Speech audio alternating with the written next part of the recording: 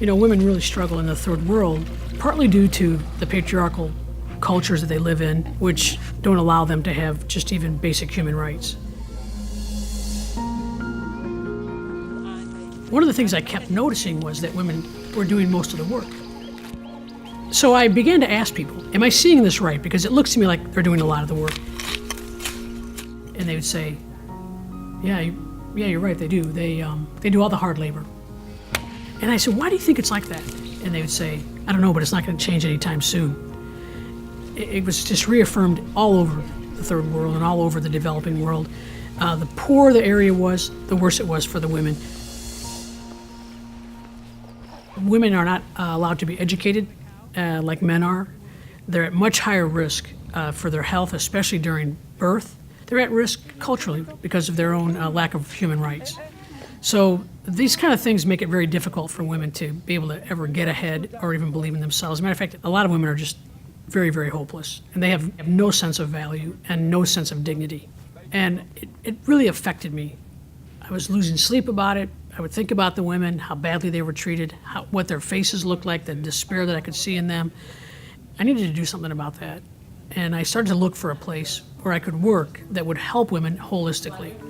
And after about 3 or 4 months, I realized there is no multinational organization dedicated to the holistic care of women. So I decided, along with my husband, that we should probably start one. That's when we started Sow Hope, with the help of a lot of friends.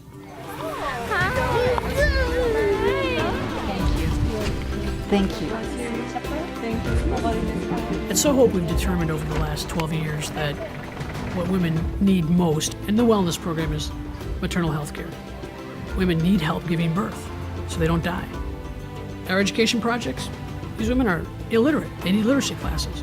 And we provide vocational training for them. In our economic opportunities, it's all microfinance.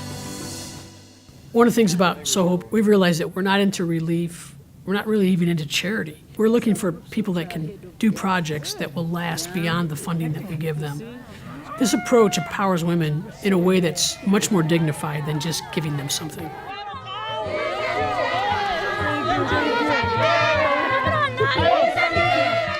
When I get to go and check on the projects that we do and see the success, the thing I'm most touched by is the dignity that the women show. We are happy to see you today. Oh, we are happy. No one ever believed in them before. No one ever cared about them. And now that they're showing some success in their lives, their own self-worth is such a beautiful thing. We are happy to see you today. It makes me extremely happy that God did call me into this, because I know that's the way He sees them.